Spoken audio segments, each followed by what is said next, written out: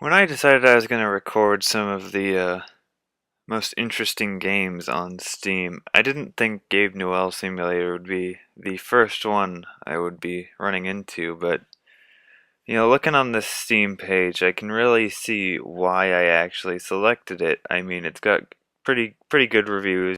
That may or may not add up to a 43% user review rating for the game.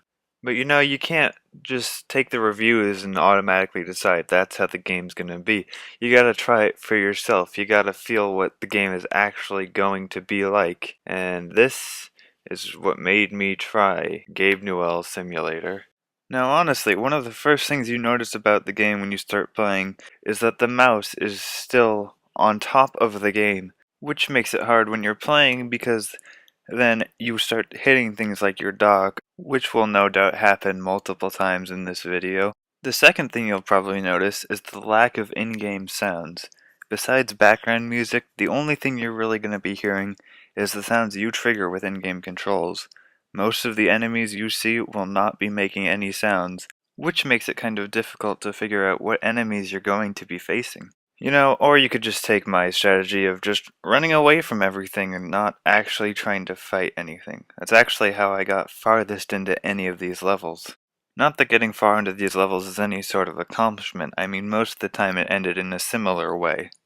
This was showcased most often by getting stuck or the occasional falling out of the map, which was one of the more interesting things that happened to me while I was playing this game. It's just so bad. It's so bad. He did throw in a fun little mini game where you get to play actually as the Valve company, which is completely confusing because I had no idea how it worked the entire time. Actually, I lied. The first thing you'll probably notice is that the first level is a wall of text that you have to quit the game to get out of. All in all, that was probably my actually favorite level of the entire game, due to the fact that you weren't actually doing anything. Gabe Newell Simulator is like a unique blend of complete memery and terrible gameplay, but it still comes together in a pretty interesting way. Now, I would love to be able to tell you guys, hey, go buy this game. Go enjoy what it has inside of it and what it has in store for you. But honestly, I can't because even with the jokes, it's really not worth spending money on. There's no real experience you gain from it.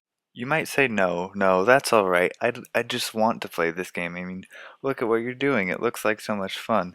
Well, this is actually me breaking the game in a new way that involved making it almost 99% unplayable. Only the movement and basic controls worked. If you still aren't convinced, here's me falling out of the map yet again. Some people like to finish this sort of thing. At the end of the day, there's only so much I can actually do with this information and playthrough experience of this game, and I think it's my duty to take it to the full extent of what I can actually do. And this is, of course, to be one of those voices on the Steam page, to write a review of my experiences in this game. And I really think there's only one way to summarize what would happen.